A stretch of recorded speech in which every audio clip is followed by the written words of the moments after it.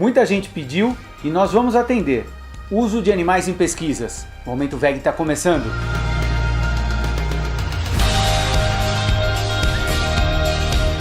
E aí pessoal, tudo bom? Mais um Momento VEG começando. Hoje pela primeira vez eu acho que eu estou num ambiente fechado, né?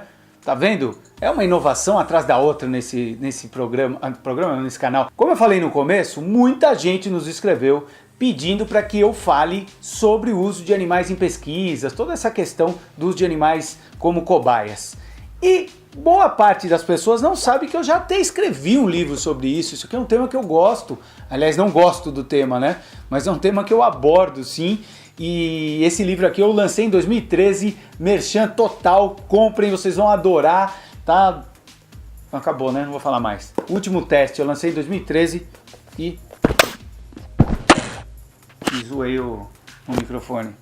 Bom, primeira coisa que eu falo, pessoal, quando a gente pensa em uso de animais em pesquisas, é a questão básica. Os animais são usados porque pesquisadores dizem que eles são semelhantes aos seres humanos em reações biológicas e com isso dá para ter uma análise sobre produtos químicos, fármacos e assim por diante. A pergunta é a seguinte: se eles são semelhantes nesse aspecto, então eles têm que ser semelhantes também nos direitos que nós devemos a eles. Como não? Aliás, o direito que eles têm e o dever que a gente tem de respeitar esses direitos. Se eles são semelhantes num lado, eu não tenho a menor dúvida que eles deveriam também ter esses direitos preservados e respeitados. Bom, ainda assim, quando a gente diz em semelhança, vem outro aspecto. Eles podem até ser semelhantes, e são, a gente sabe que eles são muito semelhantes a nós, mas eles não são idênticos. Inclusive os próprios seres humanos, muito falando agora, principalmente na questão de medicamentos, né, nesses produtos da indústria farmacêutica, os seres humanos não são idênticos. Ou seja, reações adversas acontecem em pessoas. Imagine transportar as reações de animais para seres humanos. Isso nos traz uma pista sobre algo meio nebuloso. É que, na verdade, lá no fundo, os testes são feitos quando os produtos vão para as prateleiras e a gente compra. É exatamente o que acontece. Tanto é que é fato. Quantos remédios a gente fica sabendo que saem das prateleiras exatamente por quê? Porque começaram a dar reações adversas. Apesar de terem sido testados em animais, depois testados em um grupo menor de seres humanos, é quando ele vai para o mercado que realmente se sabe qual é a reação. Aliás, às vezes acontece o inverso, né? Às vezes acontecem de remédios que eram voltados para um tipo de doença ou mal, começar a dar efeito em outro que os pesquisadores nem tinham ideia. Então isso é bem interessante e são questões que a gente não deve esquecer. Outra coisa que eu gostaria de passar para vocês, estou lendo aqui na minha cola, é o seguinte: as empresas, muitas delas, e os protocolos existem e facilitam com que as empresas tenham o quê? O respaldo da lei. Então se um remédio vai para a prateleira, começa a dar algum tipo de problema para quem usou, o que as empresas usam como argumentação de defesa? Nós fizemos todos os testes como os protocolos exigem. Isso é uma armadilha e é uma defesa muito grande que eles têm, que acaba travando qualquer tipo de ação contra as empresas, de ação contra as empresas, contra esses problemas que os remédios podem trazer, esses produtos podem trazer, mesmo sendo amplamente testados em animais. Outra coisa que é importante a gente pensar é o seguinte: as pessoas que escolhem por serem médicos, veterinários, biólogos, geralmente têm uma relação muito grande com a vida, né? Eles têm isso dentro deles.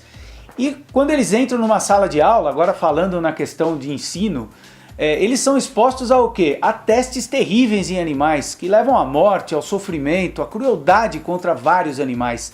Isso é um processo de dessensibilização enorme e que pode sim afastar muitos profissionais que teriam toda essa relação de amor e respeito à vida dos outros, que acabam abandonando. Eu mesmo conheço muita gente que abandonou. Eu mesmo, quando era mais novo, pensava em ser veterinário, e quando comecei a crescer e vi que o futebol já não ia dar para mim, eu queria ser jogador. Quando eu vi que o futebol não dava mais para mim, a veterinária era uma das opções. Só que eu nunca pensei em realmente fazer por conta do processo de ensino, principalmente na época, utilizar maciçamente animais. Então, essa é uma questão muito grave. Os médicos, os veterinários, os biólogos, os profissionais de saúde devem ter, antes de qualquer nível técnico de conhecimento, eles devem ter essa relação de amor à vida.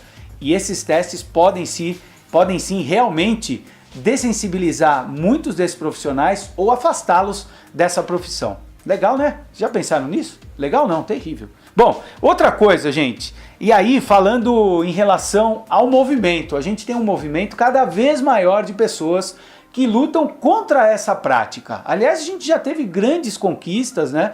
Eu comentei sobre o ensino, vários cursos, né? Então, universidades, por exemplo, a Universidade de Harvard, na sua grade curricular do curso de medicina, não tem uso de animais. Aqui no Brasil, a gente deveria, inclusive, exigir que universidades e faculdades abolissem uma série de usos de animais em ensino, porque já existem outros métodos a serem utilizados, mas muito da argumentação dessas universidades é qual? Eu já participei de reuniões exigindo que faculdades abandonassem isso, e o que elas falam? É muito caro. Mas a lei não fala se é caro ou não. Se é caro, então não vai poder utilizar porque a universidade não tem dinheiro.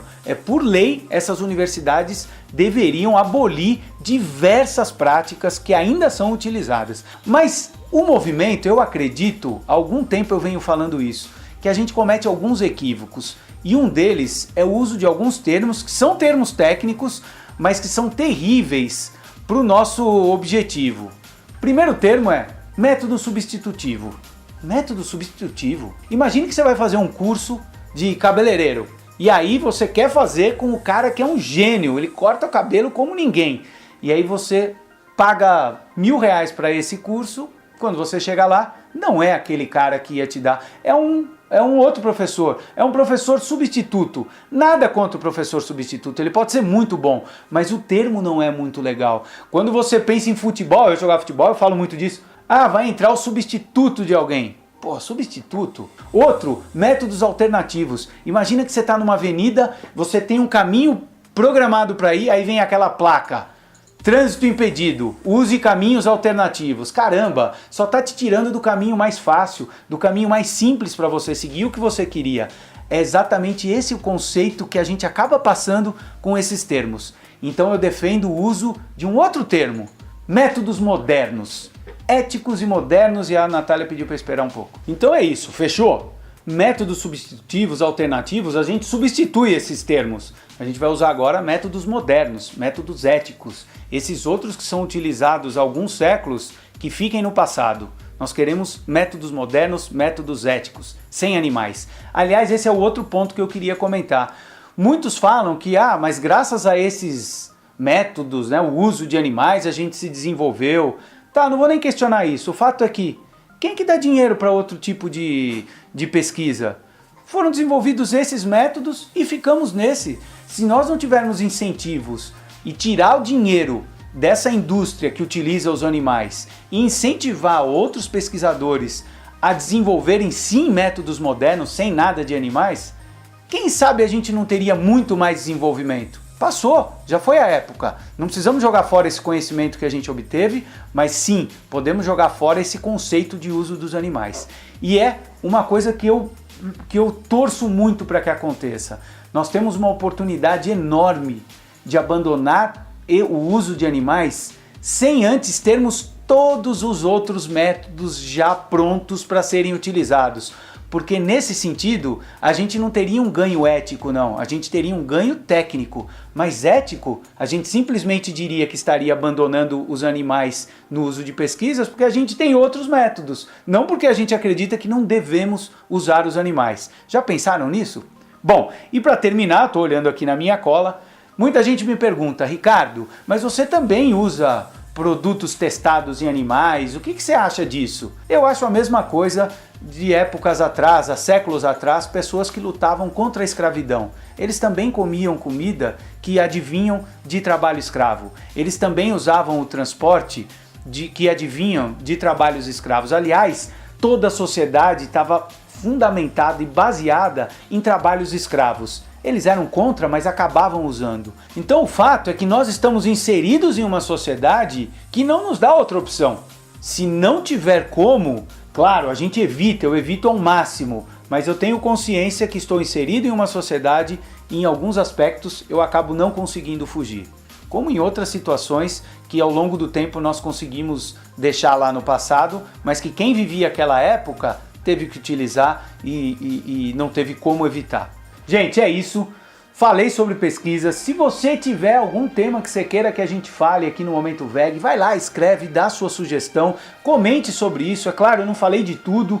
Aliás, mais um merchan para terminar, né? Ó, Momento VEG. O Último Teste é um livro que fala muito, várias outras questões, mas eu acho que deu uma pincelada bacana e foi um prazer falar sobre esse assunto que durante muito tempo eu vivi muito isso até escrever esse livro. Tá bom?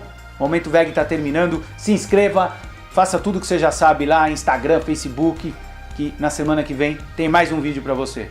Valeu, até a próxima!